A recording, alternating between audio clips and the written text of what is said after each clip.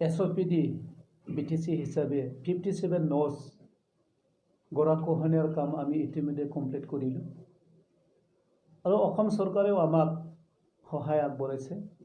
নাবাৰ্ডৰ পৰা টোটেল 23 নজ আমি চেংচন পাইছিলোঁ অসম চৰকাৰৰ পৰা তাতে 12 নজ আমি অলৰেডি কমপ্লিটেড 11 নজ ongoing এটা কাম হৈছে ইৰিগেশ্যন প্ৰটেকশ্যন আমি কৰি আছোঁ সেইমতে SOPD জি তাতেও অসম চৰকাৰে আমাক স্কিম দিছিলে দুটা স্কিম দিছিলে তাৰে এটা মেডিকেল কলেজৰ 29 crore সামথিং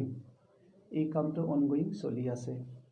বিটিআৰ অঞ্চলত গৰাখহনীয়া বা ইৰিগেশ্যন প্ৰটেকশ্যন কাম কৰণীয় বহুত আছে ডাঙৰ ডাঙৰ নদী যেনেকৈ সংকচ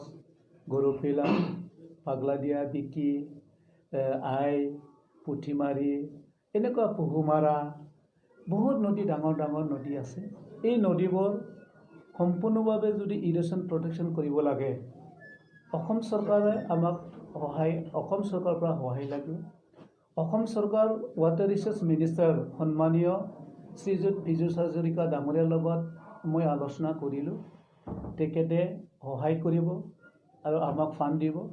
ভাৰত চৰকাৰৰ লগত ইতিমধ্যে ভাৰত চৰকাৰৰ পৰা ফাণ্ড আনাৰ কাৰণে আমি সাৰ্ভে কৰিছোঁ যিমান ডাঙৰ ডাঙৰ নদী এই নদীবোৰৰ স্থায়ী সমাধান কৰাৰ কাৰণে